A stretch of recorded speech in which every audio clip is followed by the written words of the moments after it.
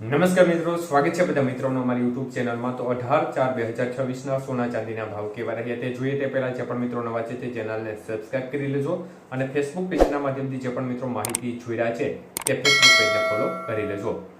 તો વાત કરીએ સૌપ્રથમ આજે ચાંદીના ભાવ વિશે। તો 1 ગ્રામ ચાંદી આજે 265 રૂપિયા, 8 ગ્રામ ચાંદી આજે 2120 રૂપિયા, 10 ગ્રામ ચાંદીનો ભાવ 2650 રૂપિયા, 100 ગ્રામ ચાંદી 26500 રૂપિયા અને કિલો ચાંદી આજે 2,65,000 રૂપિયા સુધીના ભાવ રહ્યા હતા।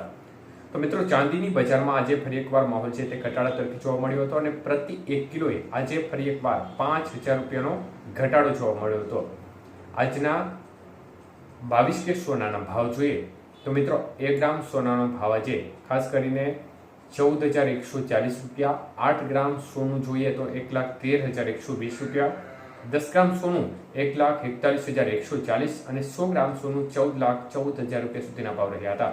તો આજે 22 કે સોનાના 100 ગ્રામના ભાવની અંદર ફરી એકવાર 12,500 રૂપિયાનો ઘટાડો જોવા મળ્યો હતો, જ્યારે આજના 24 કે સોનાના ભાવ જોઈએ તો 1 ગ્રામ સોનું આજે 15,425 રૂપિયા, જ્યારે 8 ગ્રામ સોનાનો ભાવ આજે 1,23,400 રૂપિયા, 10 ગ્રામ સોનું 1,54,250 રૂપિયા અને 100 ગ્રામ સોનું 15,42,500 સુધીના ભાવ રહ્યા હતા।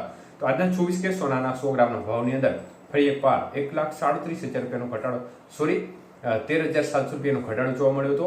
આજના 18 કે સોનાના ભાવ જોઈએ તો 1 ગ્રામ સોનું આજે 11,570 રૂપિયા, 8 ગ્રામ સોનાનો ભાવ આજે 92,560 રૂપિયા, 10 ગ્રામ સોનું 1,15,700 રૂપિયા અને 100 ગ્રામ સોનું આજે 11,57,000 રૂપિયા સુધીના ભાવ રહ્યા હતા।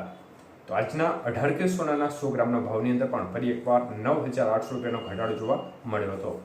તો સ્થિતિ છે તે આજે પણ બજારમાં ઘટાડા તરફી વલણ જોવા મળી રહ્યું છે। મુખ્યત્વે યુદ્ધની પરિસ્થિતિ રોકાવાનું નામ લઈ રહી નથી અને ઈરાન અને અમેરિકા વચ્ચેનું જે સીઝ ફાયર થયેલું છે તે પણ હવે તેની ડેડલાઇન પૂર્ણ થવા તરફ જઈ રહી છે। અન્ય તરફ ડોનાલ્ડ ટ્રમ્પે ખાસ કરીને ભારતના કિનારા કાંઠે આવેલું જે ટેન્કર છે તે હજી ત્યાં ઊભું છે, કારણ કે ડોનાલ્ડ ટ્રમ્પે ઈરાન અને રશિયા પાસેથી હવે જે ઓઇલ છે તે ખરીદવાની ના પાડી દીધી છે, મતલબ કે જેની ડેડલાઇન 1 મહિનાની આપી હતી તે પૂર્ણ થઈ ગઈ છે। તો આ જહાજ છે તે કાંઠે આવીને ઊભું છે અને ભારત અત્યારે એક પ્રકારે આ તેલ લેવા માટે હજી અસમંજસતામાં જોવા મળી રહ્યું છે, કારણ કે ડોનાલ્ડ ટ્રમ્પે હવે ચોખ્ખી ના પાડી દેવાને કારણે ફરી એકવાર માહોલ તંગ બનેલો જોવા મળી રહ્યો છે। અન્ય તરફ યુદ્ધની પરિસ્થિતિ પણ લગાતાર હજી બનેલી છે અને સીઝ ફાયર પૂર્ણ થતાની સાથે ફરી આગામી દિવસોનો માહોલ કેવો બનશે, યુદ્ધની પરિસ્થિતિ કેવી રહેશે તેના ઉપર બજારનો મુખ્ય મદાર રહેલો છે।